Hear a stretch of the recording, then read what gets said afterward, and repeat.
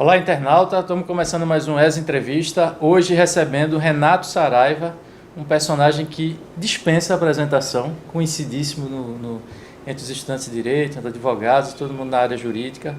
Renato, obrigado por ter aceitado o nosso convite e conversar com a gente. Nada, da OAB, da ESA, nunca é um convite, é uma ordem. Eu sempre digo, toda vez que eu estou num evento da ESA, da OAB de Pernambuco, que um pedido, uma solicitação da ESA, da OAB, para mim é uma ordem. Eu sou um soldado a serviço de vocês. Maravilha. Eu queria começar com esse nosso papo falando sobre educação à distância, impacto da tecnologia na educação. A gente viveu um boom de EAD, de ensino à distância. Esse boom ainda existe ou as coisas estão se acomodando e as coisas tendem a se acomodar? Como toda novidade, há aquele crescimento vertiginoso e depois as coisas vão tendo uma curva de crescimento menos acentuada, mais atenuada. Como é que você está vendo o EAD hoje e o que é que você vê para o futuro? Pois é, né? Nós acabamos, o SESI acabou de completar 10 anos. Então, desde 2009 que eu trabalho com EAD. Eu comecei a trabalhar com ensino à distância quando ninguém acreditava, né, no ensino à distância. Poucas pessoas acreditavam, fui chamado de louco por muitos. Naquela época a gente ainda tinha aquela história de queimar o DVD. A gente queimava no sentido figurado, né? A gente gravava no DVD, vinha um motoboy aqui na Zona Norte, pegava o DVD, levava para Boa Viagem, porque lá tinha uma internet mais forte, e aí sim, lá ele conseguia subir a aula, levava mais ou menos, Silvan, 12 horas para ele subir uma aula, e assim a gente começou o nosso mundo. Imagine como era a internet em 2009, ainda tinha internet de escada, né? As pessoas para comprar produtos pela internet tinham um medo muito maior, porque a segurança bancária hoje é muito mais eficiente do que era no passado. E de lá para cá, aos poucos foram surgindo outros players, a educação à distância foi aumentando e, de fato, nos últimos 2 anos ela teve um crescimento muito grande. O EAD, que começou inicialmente com os cursos livres na área de educação, não era muito utilizado no mundo regulado, agora ele está vindo para o mundo regulado com muita força, até como um mecanismo de sobrevivência para o mundo regulado formal, presencial. Muitos empresários do setor da educação estão vendo a educação à distância como uma forma de diminuir, de otimizar os seus custos e de manter a receita mínima para sobreviver. Por isso esse boom tão grande em relação ao EAD. E claro também que as novas tecnologias, os alunos que agora estão chegando já são alunos digitais que já nascem, né, nesse mundo da internet. E eu vejo que ainda tem muito espaço para o crescimento do EAD. Ainda existe, Ivan, um grande preconceito em relação à educação à distância. Eu digo para vocês, no mundo dos cursos livres, a gente conseguiu demonstrar que os alunos que se preparavam via educação à distância, através de curso online, tinham um rendimento ainda maior ou melhor do que aqueles que se utilizavam de cursos presenciais. Eu acho que a EAD ainda tem muito, mas muito para crescer. Esse preconceito que você se referiu há pouco, ele se deve basicamente ao quê? Porque nós temos no EAD uma posição de grande autonomia do aluno, enquanto que no ensino tradicional você teria aquela hierarquia professor-aluno, que isso está mudando. Sim. O que é que se deve hoje ainda esse preconceito para o EAD? Pronto. Nós agora com o nosso sistema, com a nossa empresa Videofront, a gente tem instalado ensino à distância, educação à distância em muitas faculdades do interior. Nós não temos nenhuma dificuldade de montar os estúdios, não temos nenhuma dificuldade de treinar os funcionários. A nossa grande dificuldade acaba sendo com o corpo docente, com os professores. Por quê? Porque a geração que está chegando, os alunos que estão chegando já são alunos digitais. Mas grande parte dos professores estão acostumados com o mundo presencial. E para você sair daquele mundo presencial e ir para o mundo digital, ir para o mundo online, você precisa sair daquela chamada zona de conforto. E muitos têm medo de sair daquela zona de conforto. E acabam perdendo uma grande oportunidade. Porque o EAD, o professor, muitas vezes consegue ter um contato ainda mais íntimo, muito mais próximo do aluno que no próprio curso presencial. Quantas e quantas vezes a gente vê um aluno assiste a aula presencial, acaba a aula, o professor vai embora, ele vai embora para casa e acaba a relação entre eles. Quando você tem o EAD, não, você tem rede social, você tem um canal de dúvidas, você tem um contato muito maior. Inúmeras são as ferramentas disponíveis para os professores para que eles possam trabalhar. Mas ainda há uma resistência, principalmente daqueles docentes mais antigos, das pessoas com um pouco mais de idade, em migrar para esse mundo digital. Mas não tem jeito. Ou você migra para o mundo digital, ou brevemente você vai estar fora do mundo da educação.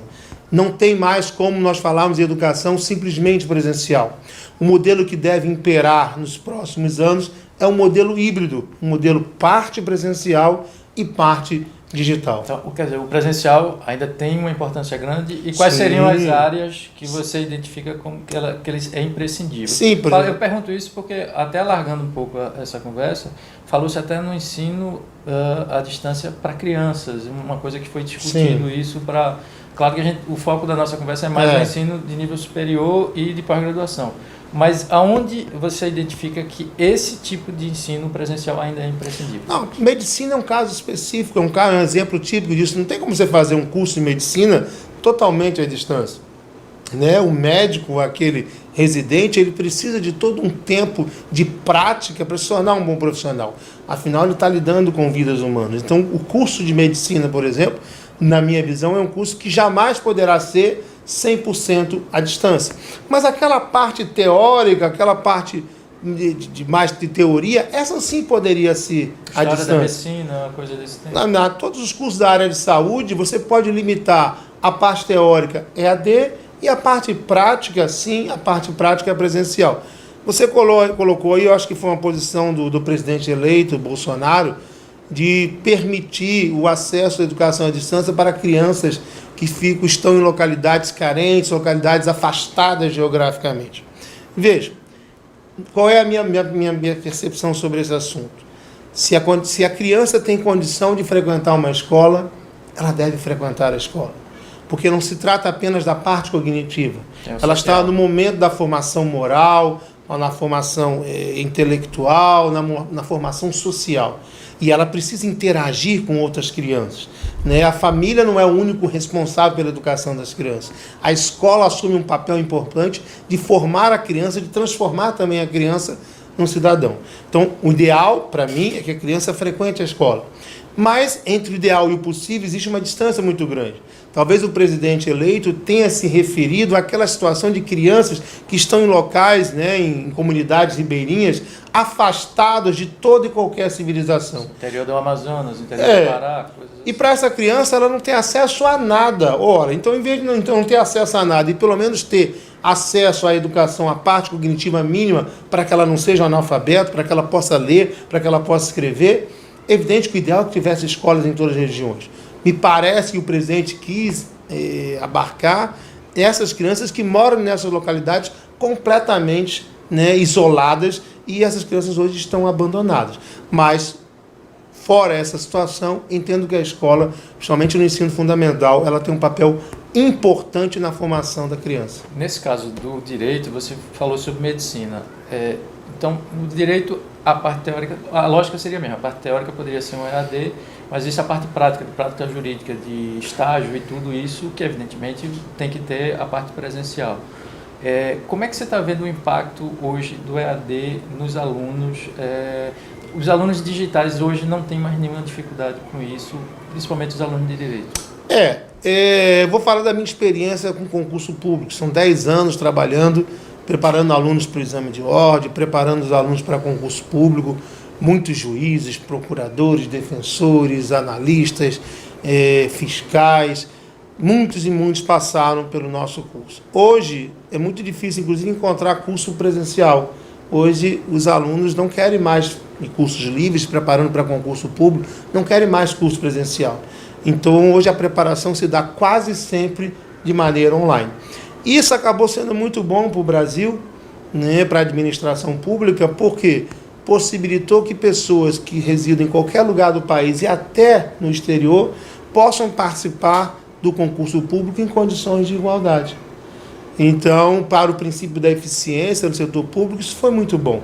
Então, antigamente, só aquelas pessoas que estavam situadas nas grandes capitais tinham acesso a grandes cursos presenciais e se preparavam para o concurso público. Agora não, qualquer um no Brasil ou no exterior pode se preparar para o concurso público. Então, no mundo de concurso público hoje, a regra é o ensino à distância, que é o que as pessoas querem. E, por exceção, né, você tem o mundo presencial. No mercado regulado, a gente está nesse momento de transformação. O que eu temo é que as pessoas entendam que o EAD será só para baixar custos. O que eu tenho para a minha preocupação é que as universidades, as faculdades, as instituições de ensino superior enxergam o EAD apenas como uma forma de economizar custos, quando em verdade não. O EAD juntado a novas tecnologias, a novas ferramentas, por exemplo, nós vamos ter a partir de 2020 a nossa faculdade de Direito aqui em Pernambuco. Então a nossa faculdade poderia ter começado em 2019, eu não quis começar, porque ela vai ser totalmente focada em tecnologia, inovação e 100% metodologia ativa.